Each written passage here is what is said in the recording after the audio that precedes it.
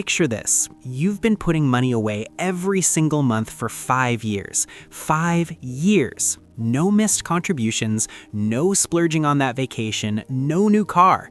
You check your portfolio and it's barely bigger than what you put in yourself. You start wondering, am I doing this wrong? Is the market broken? Is investing just a scam designed to make rich people richer while the rest of us spin our wheels? Here's the thing. You're not doing anything wrong.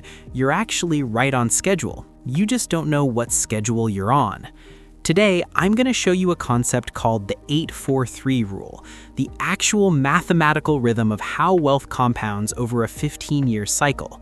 I'm going to walk you through the 3 distinct phases, the real dollar numbers, the psychological traps that make people quit right before the magic happens, and exactly what you need to do to not be one of those people. My name is Bruce, and I spend way too much time thinking about how compounding actually works, and more importantly, why most people never stick around long enough to experience it. If you're someone who's been investing for a few years, staring at a balance that feels embarrassingly small, and you're starting to wonder if it's even worth it, make sure you hit that subscribe button and give this video a thumbs up if it helps you out today. Let's start by blowing up the biggest myth in personal finance.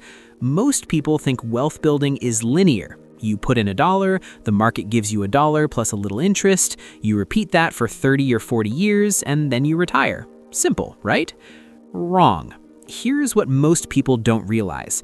The math of compounding doesn't move in a straight line, it moves in a curve, flat at the start, then gradually steeper, then almost vertical by the end.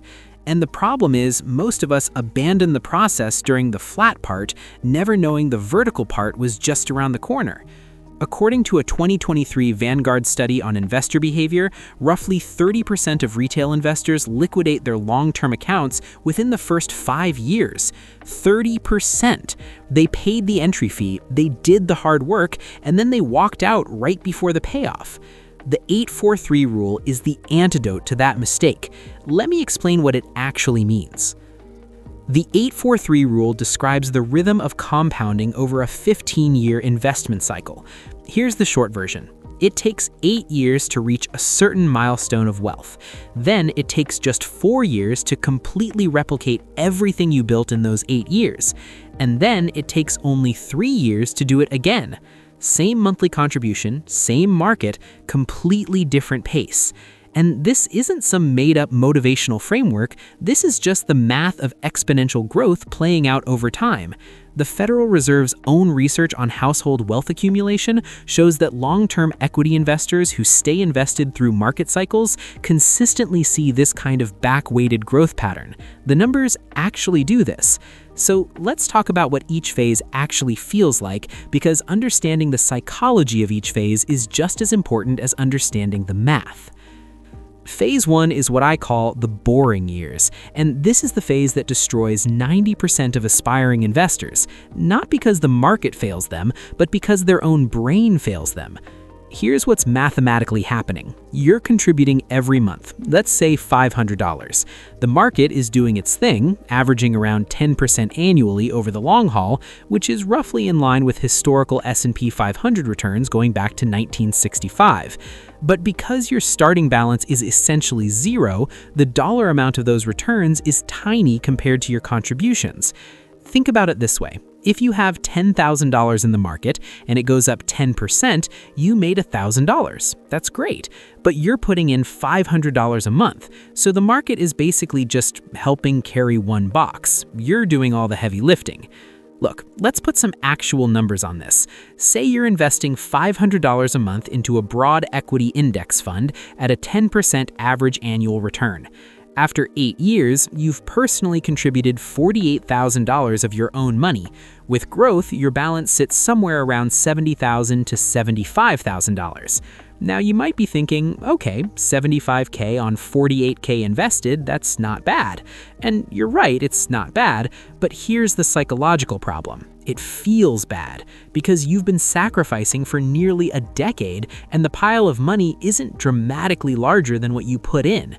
your brain starts doing dangerous things. It starts calculating what that $500 could have been: a nicer apartment, a vacation fund, a new car.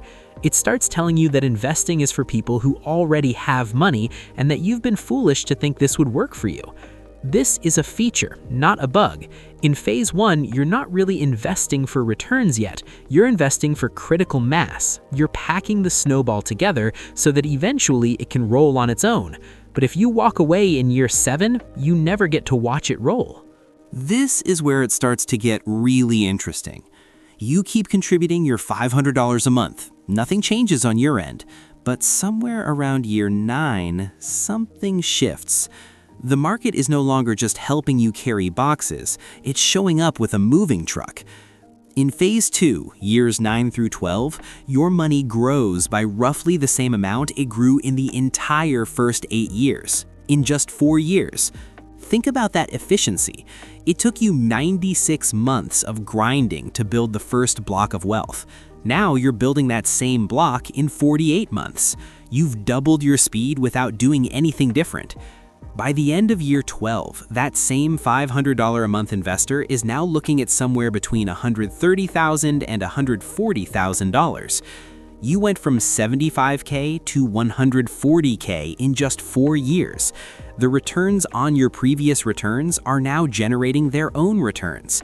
This is the snowball mode people talk about, except now you can actually see the snowball moving. Psychologically, this phase is a relief. You stop dreading your monthly transfer and start getting genuinely excited about it. You start to understand on a gut level why the old gurus kept saying time in the market beats timing the market.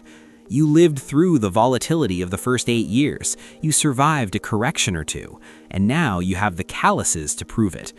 But as good as phase 2 feels, it's just the warm-up.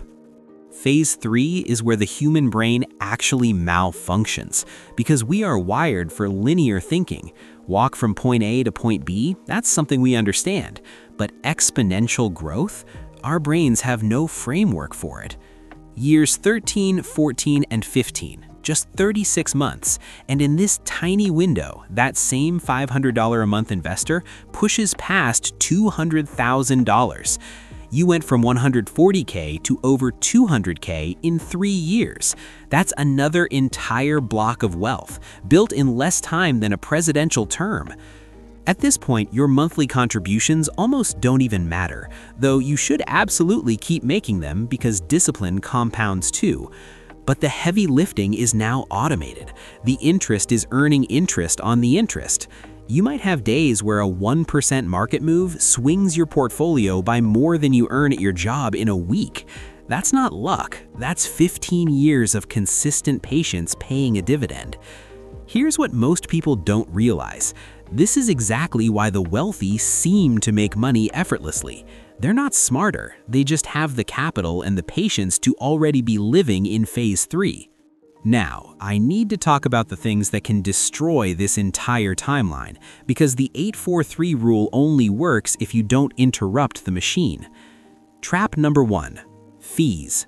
This one is silent and devastating. If you're paying a 2% annual management fee to an actively managed fund, you're dragging an anchor behind your speedboat. Over 15 years, that 2% doesn't just cost you 2%, it flattens the compounding curve. A 2020 analysis from NerdWallet estimated that a 1% fee difference over 30 years could cost the average investor over $100,000 in lost growth. Low-cost index funds and ETFs are not just a preference, they're a strategic necessity. Trap number 2, emotional exits. This is the big one.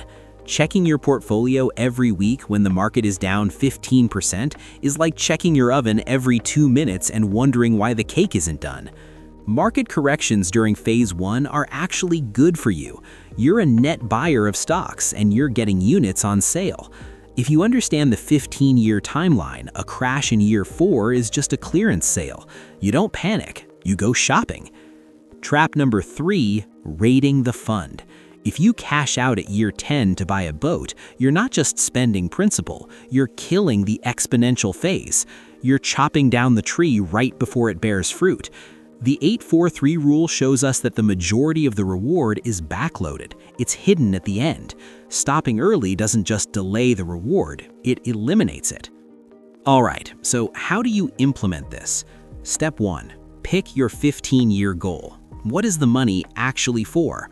Retirement, financial freedom, a house? Give it a name. A named goal is harder to raid than a nameless account. Step 2. Automate the contribution. The 8-4-3 rule runs on consistency, not willpower.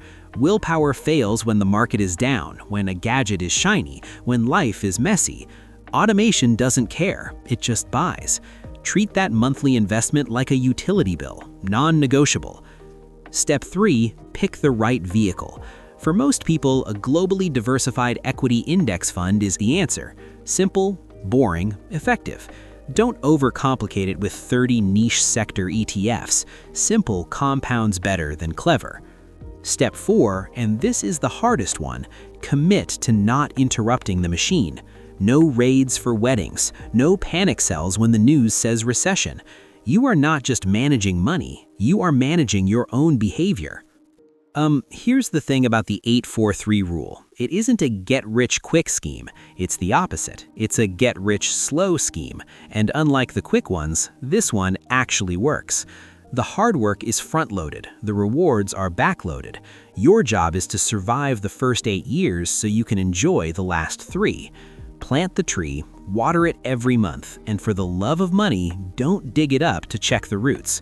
So where are you right now? Drop it in the comments. Are you grinding through the boring 8, hitting your stride in the acceleration 4, or living in the exponential 3?